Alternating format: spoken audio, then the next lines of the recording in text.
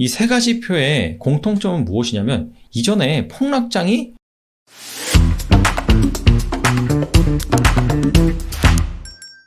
지난주 주식시장이 갑작스럽게 급락을 했습니다.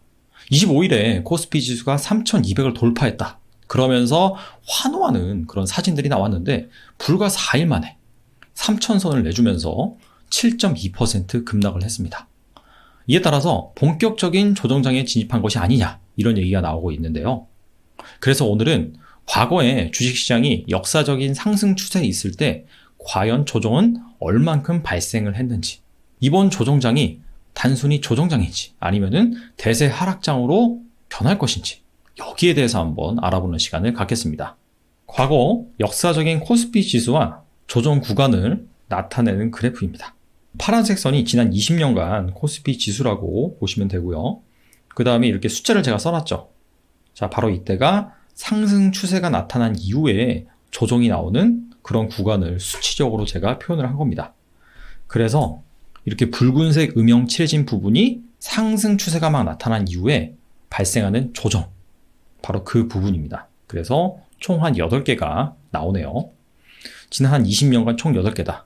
그렇게 많은 건 아니죠. 왜냐하면은 우리나라 증시가 사실 올랐을 때만 올랐고 나머지는 계속해서 하락을 하거나 횡보를 했습니다. 그래서 살펴보면 2004년부터 2007년까지 이때는 완전히 대세 상승장이었죠. 이때 상승 구간에 있어서 조정되는 그런 추세가 한 3번 정도 나타났고요. 그 다음에 글로벌 금융위기 발생하고 이후에 시장이 빠르게 회복을 했죠. 그때 또 조정이 2번 정도 나타났습니다. 그리고 2011년부터 2016년까지 장기간 박스권 장세였고요. 그리고 2017년, 이때는 세미 상승장이라고 하죠. 이때도 상승을 하다가 한 중간 정도에 단기간 조정이 나왔습니다. 그리고 코로나가 발생한 이후에 빠르게 증시가 반등을 하면서 작년 한 9월까지 빠르게 반등한 이후에 잠깐 또 조정이 있었죠. 그리고 코스피 지수가 3,000선을 돌파하면서 지난 25일에 3,200선에 안착을 했는데 순식간에 7% 이상 급락을 하면서 또 조정이 발생을 했습니다. 자, 그렇다면 여기에서 가정을 하나 세워보겠습니다. 이 가정은 무엇이냐면 이전에 주가가 많이 상승을 하면은 그 다음에 발생하는 조정도 상대적으로 좀 깊다. 반면에 주가가 좀 덜 상승했다. 상승 추세가 짧았다. 라고 한다면 그 다음에 발생하는 조정도 짧다. 자, 이렇게 단순하게 좀 가정을 해볼게요. 왜냐하면 사실 증시에는 이런 말이 있어요. 어떤 악재보다도 가장 큰 악재가 주가가 많이 오른 것이다. 즉 고평가다. 이런 얘기가 있고요. 반대로 어떠한 호재보다 호재인 것이 주가가 많이 빠졌다. 즉 싸다. 그 부분입니다. 그래서 이 부분이 맞는지 제가 한번 검증을 해보겠습니다. 이 붉은색 음영 칠해진 부분들 있잖아요. 자, 이거를 한번 수치적으로 제가 표현을 해보겠습니다. 총 8번이었죠. 상승 추세가 얼마나 진행이 됐고 그 다음에 하락, 조정, 그 폭은 얼마나 진행이 됐는지 이렇게 제가 수치적으로 표로 한번 보여드리는 부분입니다. 그래서 실제로 상승률이 이전에 상당히 가팔랐으면 그 다음에 발생하는 하락률도 깊었는지 그 부분을 한번 파악을 해볼게요. 그래서 2013년 3월 17일부터 2004년 4월 26일까지 이때는 81.7%나 상승을 했어요. 코스피 지수가. 그리고 조정이 발생을 했는데 그해 8월까지 23% 하락을 했습니다. 그리고 그 다음 2004년 8월부터 2005년 3월까지 42% 상승을 했는데 그 이후에는 10% 이상 조정이 나왔고요. 2005년 4월부터 2006년 5월까지 59% 상승을 했는데 그 이후에는 17% 조정이 나왔습니다. 그래서 이 첫 번째 줄만 보면 정말 이전의 상승률이 가파르면 그 다음에 발생하는 하락률이 깊구나. 그런 상관성이 나타나죠. 그런데 이 표를 볼게요. 이때는 2009년 3월부터 2009년 9월까지 6% 정도 상승을 했는데 그 다음에 발생하는 조정은 상당히 좀 얕았죠. 10%도 발생하지 않았어요. 그리고 요 밑에 코로나가 발생을 하고 나서 종합주가지수가 급락을 했죠. 그 이후에 8월 13일까지 67% 상승을 했습니다. 그리고 10월 30일까지 한 7% 조정이 나왔어요. 그래서 또 이런 것들을 보면 이전의 상승률이 높다라고 해서 조정이 꼭 가파르게 나오는 것은 아니구나 라고 생각할 수가 있습니다. 자, 그런데 여기 나와 있는 이 표 있죠. 이거는 좀 별개로 봐야 돼요. 이 세 가지 표의 공통점은 무엇이냐면 이전에 폭락장이 연출이 됐었습니다. 2003년도 이때는 우리가 IMF를 벗어나서 종합주가지수가 막 좋았어요. 그러다가 카드 사태, 그리고 사스, 그 다음에 미국과 이라크의 전쟁, 이런 이슈가 터졌습니다. 그래서 이때 지수가 거의 반토막이 났어요. 그리고 나서 또 이렇게 81% 반등을 한 겁니다. 즉 이거는 지수가 그냥 올랐다라기보다도 회복했다라고 보는 관점이 더 맞습니다. 글로벌 금융위기 당시도 마찬가지죠. 2009년 3월 달까지 지수가 폭락을 한 이후에 그 다음부터 빠르게 반등을 해서 한 66% 오른 것이고요. 그리고 코로나, 이때도 마찬가지죠. 코로나로 인해서 2200에서 놀던 코스피가 1400까지 하락을 하고 그 다음에 빠르게 반등을 해서 다시 2400까지 말아 올렸죠. 그래서 이 세 가지는 사실 이 이전에 폭락이 발생을 했기 때문에 당연히 그 상승률이 가파를 수밖에 없고, 왜냐하면 그냥 지수를 정상화하는 과정이기 때문에 그 이후에 발생한 조정도 상대적으로 좀 얕았다, 이렇게 정리를 해보겠습니다. 그래서 사실 우리가 좀 역사적으로 데이터 관점에서 꼭 확인해 봐야 할 케이스는 이 네 가지라고 볼 수가 있어요. 그래서 이 네 가지 케이스를 가지고 이전 상승률, 그리고 그 다음에 발생하는 조정, 즉 하락률, 이 두 가지 변수를 매트릭스 차트로 한번 나타내 봤습니다. 자, 그랬더니 여기가 Y축이죠. 이게 이전 상승률이에요. 그리고 여기가 X축, 그 다음에 발생한 하락률입니다. 정말 이전 상승률이 높으면 높을수록 하락률도 높게 나타났다 라고 이렇게 정리가 되죠. 그래서 현재 2020년 10월 30일부터 그때부터 막 코스피 지수가 가파르게 올랐거든요. 그리고 1월 25일까지 해서 한 40% 약간 좀 넘게 상승을 했습니다.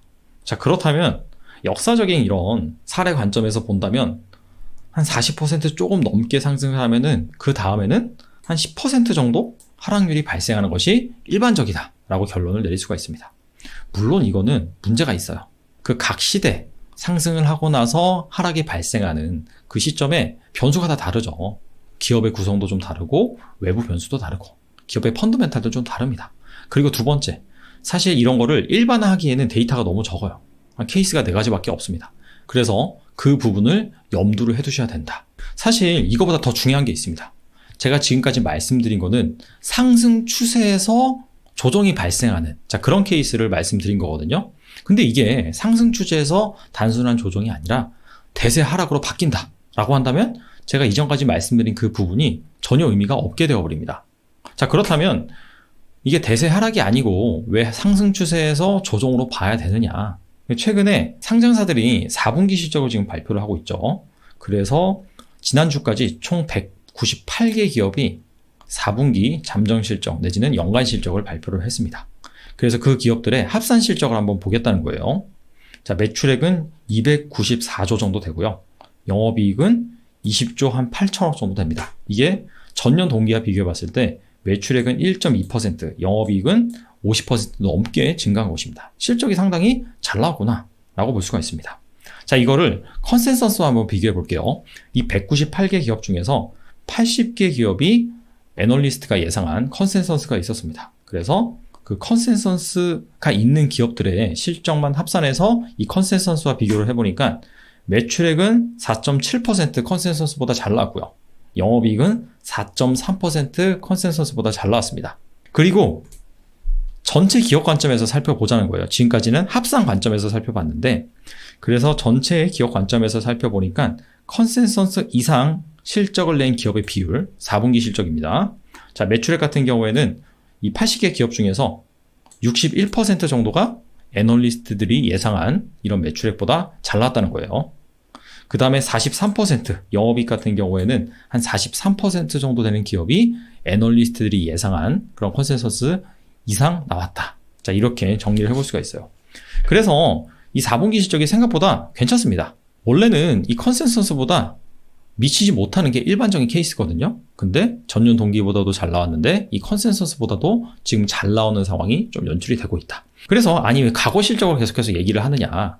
중요한 거는 무엇이냐면 사실 이 애널리스트들이 컨센서스를 제시를 하고 그 다음에 그 기업들의 이익 전망치를 올리고 내리고 여기에 중요한 역할을 하는 것이 바로 그 기업이 최근 발표한 실적입니다. 그 기업이 최근 실적을 발표한 이후에 그 사업에 대한 전망, 이거와 관련해서 컨퍼런스 콜을 진행을 하죠.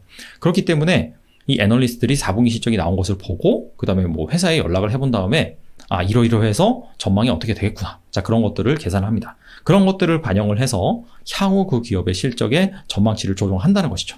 그래서 이게 코스피 기업들의 12개월 포워드 순이익, 즉 앞으로 1년간 벌어들일 것으로 예상되는 순이익, 그 추이인데 여기부터가 1월달입니다. 1월달 들어서서 보니까 계속해서 이 실적 전망치가 상향 조정이 되고 있죠. 그 이유가 이렇게 최근에 4분기 실적이 잘 나와서 그런 것이 아니냐. 자, 이렇게 예측을 해볼 수가 있는 것이죠. 그래서 사실 지금 실적 장세 초입이라고 볼 수가 있는데 그 시장의 기대치를 어느 정도 그 기업들이 계속해서 충족을 시켜주고 있는 그런 상황입니다. 자, 그렇기 때문에 아직까지는 대세 하락으로 간다라고 보기에는 그 기업들의 실적이 좀 받쳐주고 있다. 자, 이렇게 보는 것이 합리적이지 않을까 생각을 해봅니다. 아무튼 간에 조정이 지금 발생을 하고 있는데 뭐 어디까지 빠질지는 아무도 모르죠. 자, 그럼에도 불구하고 사실 너무 가파르게만 오르잖아요. 그것이 더 불안합니다. 더 안 좋은 거예요. 왜냐하면 이렇게 중간중간에 조정이 나와줘야지 오히려 더 길고 오래 갈 수가 있습니다. 자, 그런 것들을 한번 또 생각하시면서 이번 조정장을 또 현명하게 잘 대처하셨으면 좋겠습니다. 자, 오늘은 여기까지 하겠습니다. 감사합니다.